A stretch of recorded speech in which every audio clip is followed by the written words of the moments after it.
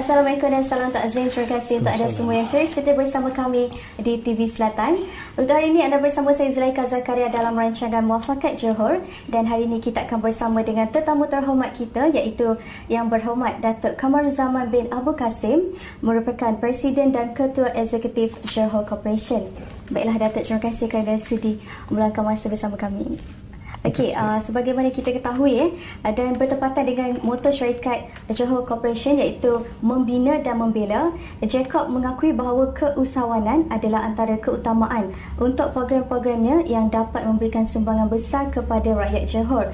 Dan oleh itu, untuk mengetahui lagi lebih lanjut tentang peranan Jacob dalam membangunkan ataupun untuk memperkasakan lagi ekonomi Johor, kita akan bersama dengan Datuk. Jadi baiklah Datuk, semenjak Datuk diberi amanah sebagai Presiden Ketua Eksekutif Jacob pada tahun 2010 untuk memimpin lebih 65,000 orang pekerja dan juga beratus-ratus anak syarikat dalam dan luar negara.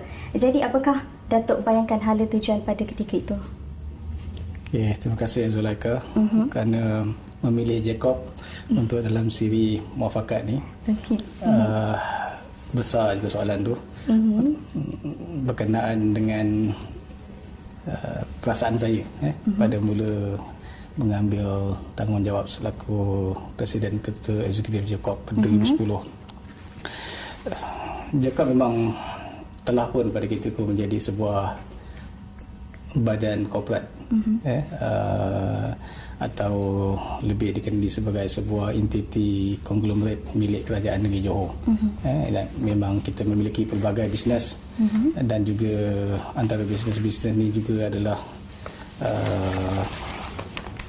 mempunyai leadership position yang menguasai pasaran yang agak besar di negara. Sudah tentu perasaannya tu memegang tanggungjawab, memegang amanah untuk rakyat Johor dan juga saya tak langsungnya Malaysia. Yang penting pada fikiran saya pada ketika itu adalah kesinambungannya lah. Jadi aspirasi Jacob daripada awal pun dengan tagline membina dan membela tu, memang peranan utamanya sejak ditubuhkan lagi adalah untuk memainkan peranan sebagai sebuah badan korporat negeri dalam membina ekonomi negeri. Jadi pembinaan ekonomi negeri ini mempunyai pelbagai peranan, cabaran dan sebagainya. Dari 2010 itulah juga 40 tahun Jacob meraihkan ulang tahunnya beroperasi. Jadi saya mengambil tanggungjawab dalam pada ketika itu dah Jacob mencapai kedewasaannya lah. Jadi jawapan saya pada soalan you tadi itu adalah bagaimana nak memastikan kesinambungan supaya matlamat hajat pengasasnya itu dapat diteruskan dalam membina penguasaan ekonomi yang lebih supaya kepentingan-kepentingan rakyat terutamanya di kalangan orang Melayu itu dapat kita perhatikan, dapat kita bantu. Konsep kita memang menerusi bisnes, dapat kita panjangkan manfaatnya kepada masyarakat terbanyak. Tadi Datuk ada sebutkan peranan, boleh tak Datuk terangkan lebih lanjut tentang peranan Jacob itu sendiri, dari bentuk sumbangan ke ataupun dari segi orang kata peranan itu tersendirilah untuk membantu usahawan dan juga ekonomi di negeri Johor? Peranan bisnes ni adalah sangat penting dalam mana-mana negeri ataupun negara. Pengukuran kemajuan sesebuah negara itu berdasarkan kepada pertumbuhan ekonomi. Jadi begitu juga dengan Jacob, apabila kita memegang peranan membina ekonomi. Jadi pelbagai aspek dapat kita laksanakan dengan sendirinya. Kalau disebut dengan saiznya kita ada bilangan anggota pekerja, mereka yang bekerja dengan kita. Jadi kesan-kesan sampingan ataupun di chain reaction, peluang pekerjaan, peluang perniagaan, dan prospek. Bila kita dah ada tu, kita membawa banyak prospek. Kalau peringkat awalnya kita pertanian dan juga perindustrian. contohnya perindustrian, kita membawa foreign direct investment. So Jacob sehingga sekarang ni telah membina lebih, saya ingat 30 kawasan perindustrian. Besar tu. Dan telah membawa pelaburan lebih 60 bilion ringgit. Dengan tak silap saya 160,000 peluang pekerjaan kepada orang. Jadi pekerjaan yang kita create untuk Jacob dan anak syarikat sebagai majikan, satu pencapaian, satu peranan, peluang bisnes dan pekerjaan pada aktiviti bisnes perindustrian itu semua yang dapat kita cetuskan. Ada catalytic with positive chain reaction. Jadi maknanya terbinalah ekonomi itu, dan jadi Johor menjadi satu negeri yang mempunyai asas ekonomi kokoh. Lepas tu Jacob, negeri Johor ni agak lebih maju daripada negeri-negeri lain dalam pelbagai aspek. Lebih lagi kita bersebelahan dengan Singapura, jadi kita dapat manfaatkan kedudukan kita sebuah negeri yang mempunyai lokasi yang sangat baik. Okey. Baiklah Datuk, boleh tak Datuk terangkan kepada kami bagaimana dengan pencapaian Jacob sekarang ni? Adakah ia selari dengan matlamat penubuhan Jacob? Alhamdulillah. Kita bersyukur dapat kita jayakan matlamat tersebut. Dan kita yakin peranan ni masih perlu diperlukan, penting dan relevan dalam keadaan semasa. Jadi dalam hal ini perlu disesuaikanlah dalam konteks cabaran semasa.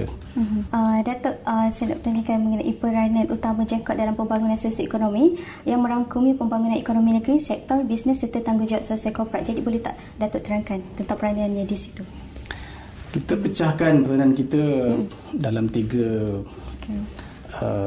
aspek untuk memudahkan pemahaman.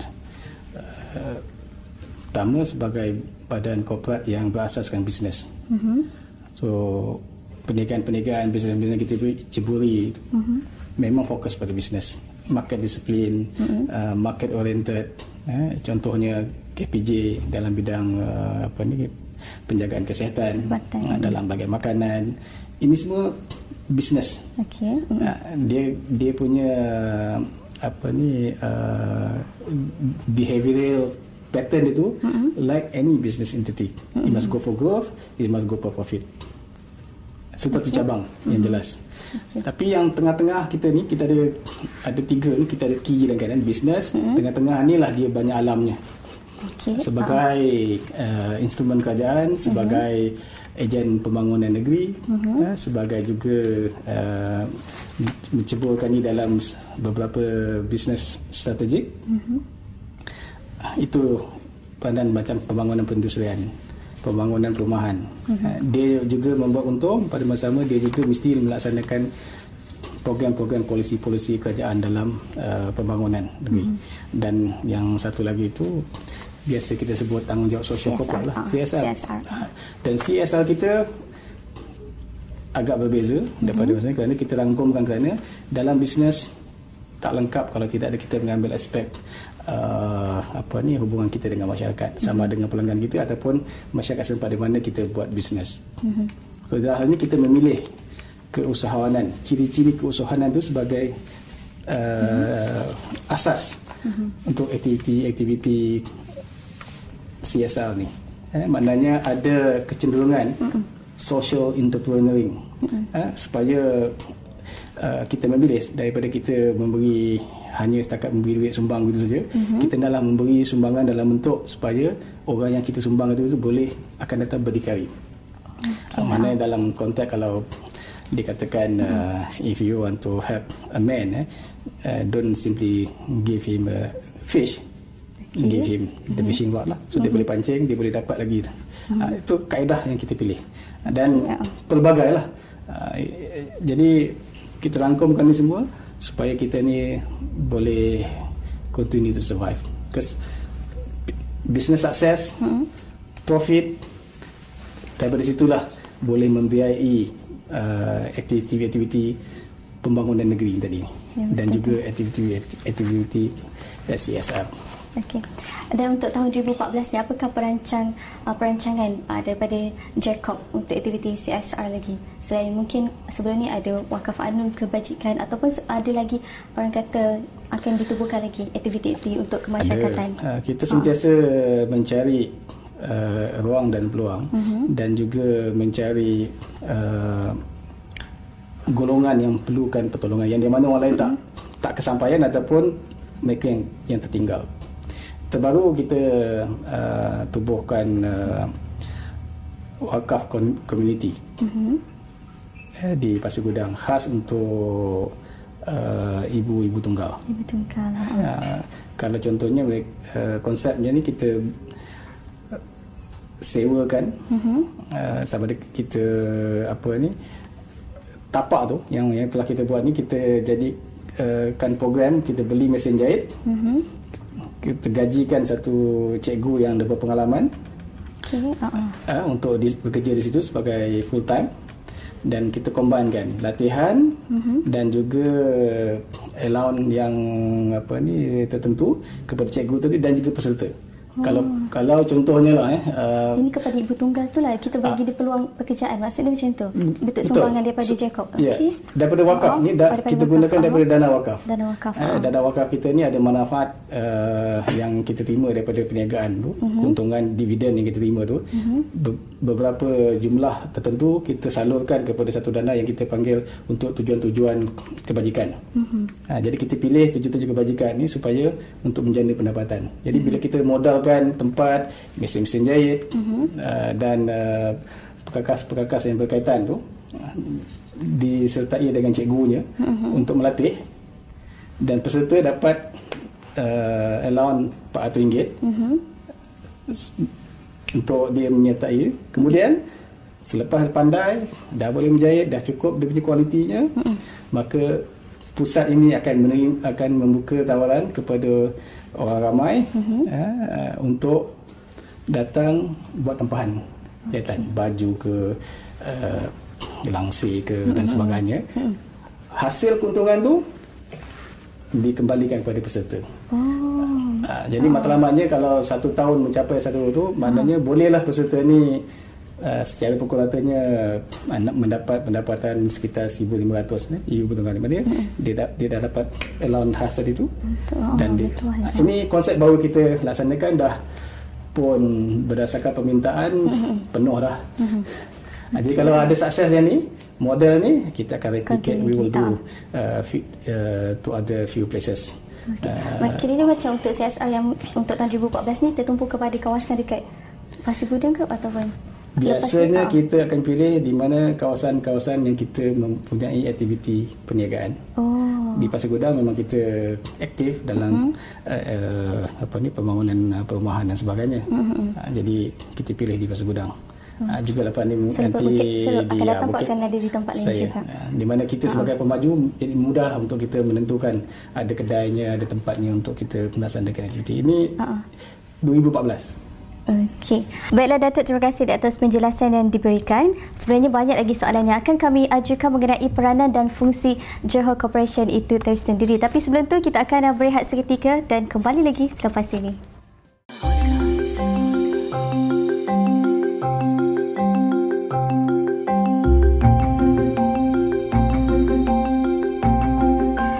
Terima kasih kerana masih lagi setia bersama kami dalam rancangan Muafakat Johor. Masih lagi bersama saya Zulaikha Zakaria dan tetamu kita iaitu Yang Berhormat Datuk Kamaruzaman bin Abu Kasim, merupakan Presiden dan Ketua Eksekutif Johor Corporation. Baiklah Datuk, sebagai sebuah perbadanan pelaburan utama negeri Johor, bagaimana Datuk melihat pentadbiran Kerajaan Negeri Johor di bawah kepimpinan Yang Amat Berhormat Datuk Seri Muhammad Khaliluddin, dan apakah perancangan Jacob dalam menjadikan usaha menjadikan negeri Johor ni sebagai negeri termaju di Malaysia seiring dengan matlamat kerajaan? Terima kasih Zulaikha. Soalan tu besar untuk satu jawapan yang ringkas. Syukur Alhamdulillah kita di Johor Corporation mengalu-alukan kehadiran Yang Amat Datuk Menteri Besar selaku Menteri Besar Johor yang baru selepas pilihan raya negara yang ke-13. Dalam enactment kita siapa-siapa yang jadi menteri besar dia juga adalah pengerusi Johor Corporation. Jadi memang ada kaitan langsung lah antara Jacob dengan kerajaan. Kita melihat pimpinan Yang Hormat Dato' Khalid Nordin memfokuskan untuk mengimbangi pelbagai aspek yang sedang berlaku dalam negeri Johor, dalam soal ekonomi, soal politik dan juga cabaran-cabaran hasil daripada pencapaian Iskandar Malaysia, kerana dalam konteks statistik pencapaian pelaburan dan sebagainya tu memang nilainya besar, pelaburan, pembangunan dalam aspek fizikalnya sekali, dan juga kesan langsung tu selain daripada peningkatan penilaian hartanah, peluang-peluang pekerjaan, tapi ada juga kesan-kesan sampingan. Ini yang kita nampak pihak pimpinan yang ada sekarang ni cuba mencari kaedah-kaedah yang friendly, market friendly, supaya bagi menentukan momentum ini terus mencapai matlamatnya, dan juga pada masa sama kesan-kesan sampingan ini tadi tu dapat ditangani sebaik mungkin. Jadi ada beberapa perkara yang kita nampak peranan Jacob dalam menyusun aktiviti-aktiviti kita ni supaya dia sejajar dengan matlamat kerajaan sekarang ni. So ada 3 perkara besar yang kita tumpukan hasil perbincangan dan juga perkara-perkara yang telah kita dapati perlu untuk diambil oleh Jacob, peranan utama yang perlu diambil oleh Jacob dalam menentukan perkara-perkara pokok yang sedang fokuskan oleh pihak kerajaan. Pertama, seperti mana yang telah kita dengar kenyataan, pengumuman dan juga hasil daripada penandatanganan MOU antara Jacob dan kerajaan negeri dalam pembinaan rumah mampu milik. Kita one of the entity yang committed to deliver the largest number in the next 5 years. In the next 5 years kita perlu deliver 3,800 unit rumah mampu milik dan short span of time. Dan dia satu cabaran dan juga satu peluang lah. Peluang di sini yang boleh kita ambil adalah dalam kita membantu mengimbangi pemilikan ini, juga untuk lebih rapat dengan kerajaan dan juga membantu memperbaiki persepsi masyarakat terhadap Jacob. Kita bukanlah sebuah badan korporat hanya mementingkan keuntungan semata-mata. Sebenarnya kita prihatin sangat dengan persekitaran kita. Kita lahir di Johor, walaupun bisnes interest kita ni ke satu Malaysia dan juga ke pelbagai negara, tapi kita tak pernah lupa tanggungjawab kita. Jadi apabila tiba perlunya ada usaha sebagian rupa, maka kita bersedia dan telah pun kita laksanakan. Itu rumah memilih. Kedua, dalam menentukan pelaburan luar dan dalam berterusan, FDI dan juga DDI, Foreign Direct Investment and Domestic Direct Investment, bagi menentukan momentum ekonomi ini mesti ada pelaburan yang sentiasa datang ke dalam negeri kita, dan fokusnya lebih kepada perkhidmatan. Kita tahu Iskandar ada dia punya fokusnya dalam beberapa bidang, maka kita juga melihat peranan kita yang selama ni kita, seperti saya pernah sebutkan sebelum ini, bahawa kita adalah entiti yang telah membina pelbagai kawasan perindustrian seluruh negeri Johor, dan kita bekerjasama rapat dengan MIDA dalam membawa pelabur-pelabur datang ke negeri Johor. Jadi kita akan terus mainkan ini dengan beberapa fokus dalam oil and gas, sejajar dengan Government Transformation Plan, bila Kerajaan Persekutuan mengumumkan untuk melaksanakan transformasi ekonomi. Jadi ada beberapa sektor. Kita telah pun pilih oil and gas tu dilaksanakan di Tanjung Langsat. Jadi kita sambung sajalah bersama dengan kerajaan dalam menentukan bahawa hasrat kerajaan untuk menjadikan Johor sebagai hub oil and gas sektor itu dapat dijayakan.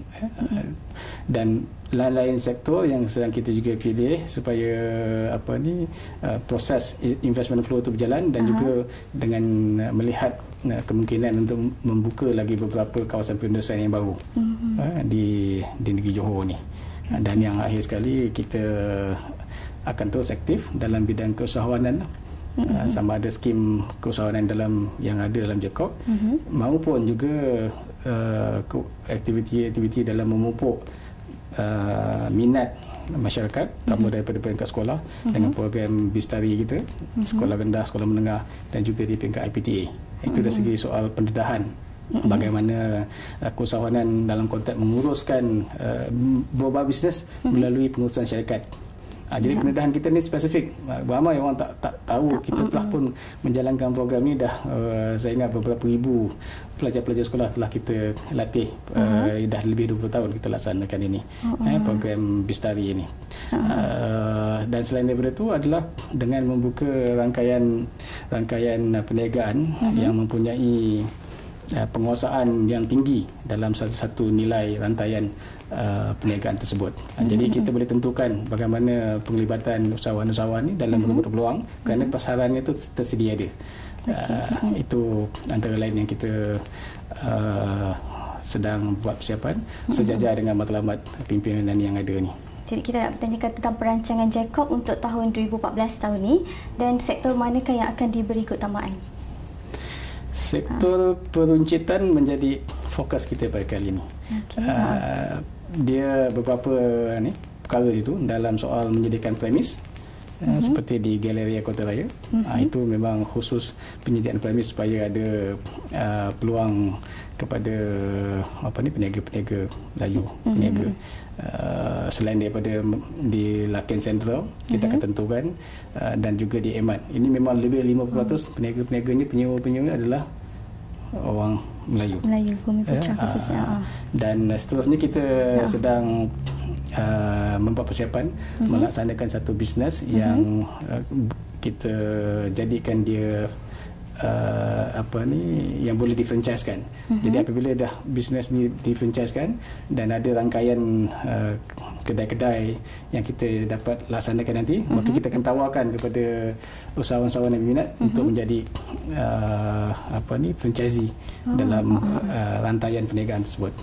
Yang kita ini belum ready lagi untuk pelancaran. InsyaAllah sebelum hujung tahun kita nak lancarkan benda ini, dan kita harap paling-paling kurang 5 franchisee dapat kita wujudkan dalam sistem ni. Kedai ni besar dia, dan dia mempunyai strategi di mana membolehkan tahap kejayaan tu, peratus kejayaan tu tinggilah. Itu yang sedang kita usahakan untuk tahun 2014 ni. Okey, baik Datuk, untuk generasi muda kan, apakah langkah yang boleh JCOC kongsikan untuk memupuk nilai keusahawanan dalam Dreammaker, dan dalam lapas narai entrepreneur bisnes yang mana satu diberi keutamaan untuk tahun ini, dan juga harapan Datuk untuk tahun 2014? Untuk pendedahan peringkat awal ni, kita sedang melihat bagaimana program Bistari yang saya sebutkan sebelum ini itu dapat kita ketengahkan lagi, dan juga tahap pencapaiannya lebih baik. Kerana mereka yang terlibat dalam program ni di peringkat sekolah ataupun di sekolah menengah ni, dia setahun. Jadi kalau dia tak sambung lagi, kita bimbang minat itu akan hilang. Jadi bagaimana nak pimpin mereka supaya minat itu berterusan daripada peringkat bangku sekolah, di peringkat universiti, dan seterusnya. Lepas itu mereka meneruskan keusahawanan ini. Kita melihat keusahawanan ini dalam pelbagai aspek, bukan saja usahawan mesti dia berniaga. Bagi kami di JCOC, kami ni semua adalah juga usahawan. Pengurus usahawan. So asas-asas apa tu skill, kemahiran yang mesti ada di kalangan kami adalah mesti mereka orang yang ingin nak berniaga. Cuma kita berniaga dalam konteks sebagai sebuah konglomerat, sebagai sebuah badan korporat. Jadi pendedahan kepada keusahawanan ini bagi usaha rendah ni supaya mereka start dengan betul. Apa yang perlu ada selain daripada business acumen, mesti pandai tahu membuat simpan kira, kenapa pentingnya perakawanan, kemudian betapa pentingnya apabila menubuh sebuah syarikat sendirian berhad, ada setiausaha, ada accountant-nya, ada bookkeeper, ada pengurus penjualan ke dan sebagainya itu kita terapkan di peringkat peserta-peserta sekolah di seluruh negeri Johor. Dan kita nak kembangkan ni ke peringkat nasional, sedang berunding dengan kerajaan persekutuan supaya program ini dapat dipanjangkan semula. Of course, our business interest is there lah. Orang kenal Jacob, orang kenal lah pelbagai brand yang kita miliki. Jadi mudah-mudahan besok mereka kalau nak makan, dia dah pergi KFC. Kalau nak rasa nak makan pizza, pergi Pizza Hut. Kalau nak besok nak pergi kedai mencari ayam yang halal, pergi kedai ayam mas. Nak naik bas maju. Kalau nak pergi komplek, pergi Galeria. Nak murah sikit, pergi Lakin Central. Nak lagi lain, pergi ke Emat. Kalau nak rasa cerita ada masa, pergi kat JBCC.